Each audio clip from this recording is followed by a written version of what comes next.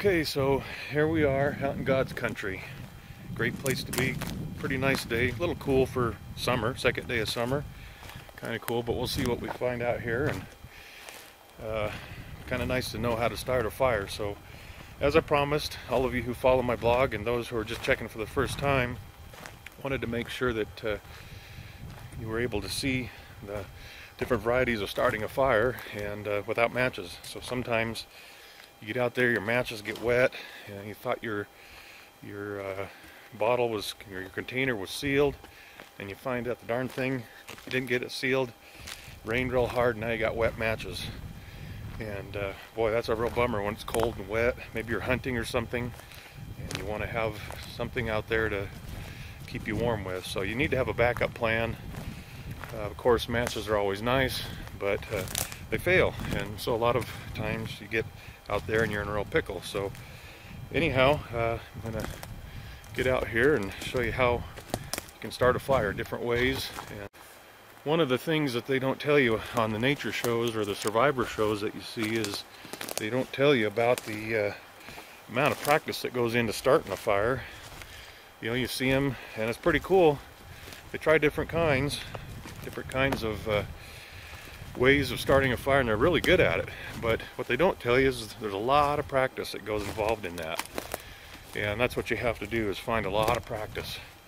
Find the time to do it, and you know, don't wait until you're out in the woods and you get lost, or maybe you're stranded or something and it's cold and you don't know where you're at. Don't wait till then to learn how to start a fire. And my experience has been that a lot of different ways to start fires, and they're not all easy. Really, it's glorified on the survivor shows how to use a fire bow and some of these other various ways, like rubbing sticks together, and that's hard and it takes a lot of practice. So you need to find a trick that works for you specifically, because sometimes these things don't they don't work real well, and if you don't have the time to practice, you got to find a way that'll work. So anyway, I'm going to show you some different ideas, and get out there and practice when the weather's good. Today, good day. Even though we had rain yesterday, I'm sure I can find some dry materials here to start a fire, and so we'll see what happens. But get out there when the weather's good, so that when you need it, in a pinch, when you really need it, you can find it, and you can figure out how to get a fire going that way. So that's all I can say, is get out there and practice, and if you get lost, get to where you really need a fire, then you'll know how to do it. Then you'll know you can do it. So we like to carry a few different varieties just in case things don't work out. And sometimes flint oxidizes and it doesn't like to start real well.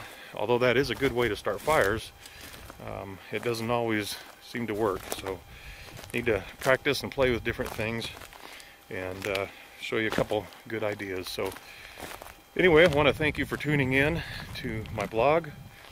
Again, this is just a video blog, and hopefully you'll enjoy it.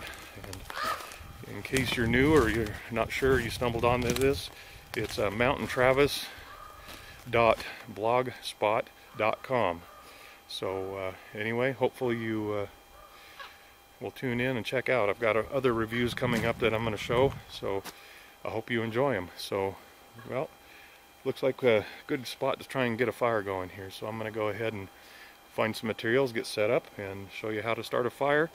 I'm going to use a fire piston to start with, and then that's a tough one too, but you know, we'll figure out a way to get it going, and practice makes perfect, and we'll get a fire going. Okay, so here's what I wanted to show you. This is what I carry in my pack, and I keep it in the plastic bag, but you know, like I said before, they like to fail. And they're waterproof. They claim to be waterproof, but they're kind of nice to have. But then you also have this, which is a little striker, and you can, you know, strike off of it and you can get fire going, and I'll show you that in a little bit. And this is a great deal here a friend of mine came up with.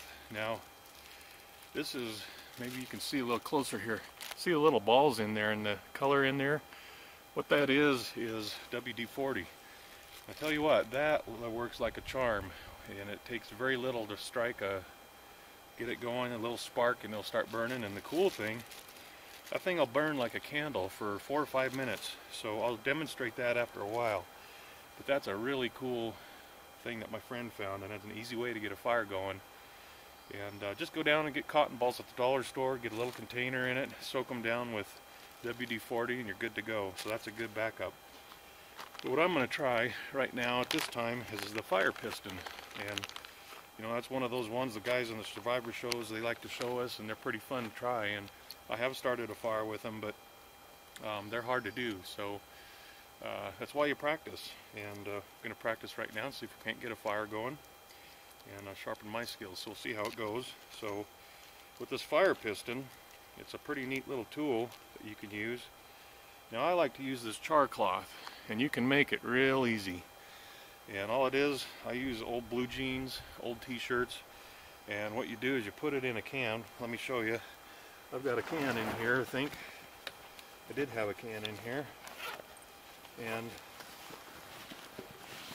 you know, an old can like this, and you just put your material in it, put it, close it up, put it on the fire for a while, and you've got char cloth. So good way to keep it. You can keep them in a plastic bag. But here's the fire piston, and nice little piston there, and you can see that there it is. And what you do is you put the material in the tip. So that's what I'm going to do, and then you pop it real hard like a car piston, and then you get a little spark, and hopefully your spark turns into a fire. So you cram it in there real good. Put that in there so you got it in there, and then set it in there and you pop it. Okay, that didn't start it yet. And what that does is it gets rid of the oxygen, creates a spark. I think my little O-ring here is wearing out, so it's a little bit harder to get a good spark right away. But we'll try, keep trying here. We'll get one eventually. There we go. Okay, now you can see the coals in there, I hope. So now we're going to try moment of truth.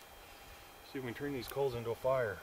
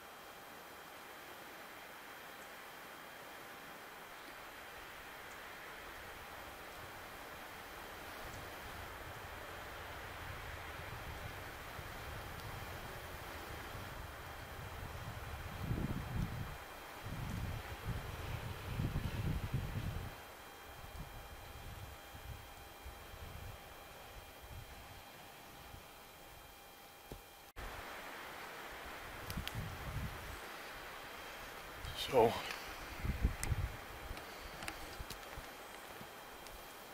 there we go. Now we got a fire. A little of our tinder over here going. Just like that, we've got a fire. Okay, so another way that you can get a fire going here is with this fire striker here. And you can see that you can see the sparks go off of it. So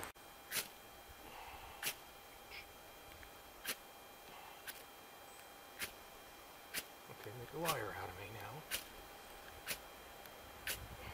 There you go. There we go. Here we go, we got the fire. Didn't want to burn that tree. There we go. And how about that? Wanted to show you one other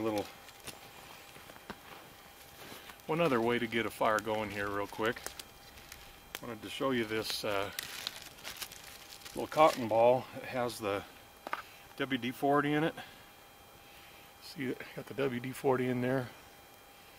Okay, so I want to show you how this works. So you get it out there. All you need to do is give it a little spark,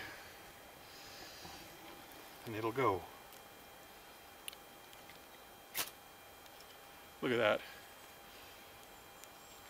What could be easier than that? And you'll notice, as you see it going, the thing will burn for a while. It burns for a little while and gives you a chance to get your fire going. It's like a candle. Isn't that's kind of cool? But you got your little candle going, you got your little fire, and it gives you a few minutes. No better way to it than that. Heck, even I can get it going. So the moral of the story is, once again, practice different things. If you can't get one to work, find one that will work. And like these fires that I just started and showed you, those work. They work in the cold, they work anytime. So again, I want to thank you for checking out my blog. I hope you enjoy it. I'd like to hear your comments, your suggestions, your opinions, your point of view. Maybe you think, well, he ain't doing that right, so maybe you don't even like what I'm saying or doing. That's okay. I still want to hear from you. Criticism is always good. So anyway, just remember mountaintravis.blogspot.com, and you know what? Hope to see you there, and hope you enjoy this little feature. And I'll have more reviews and things like that coming up soon. And see you next time.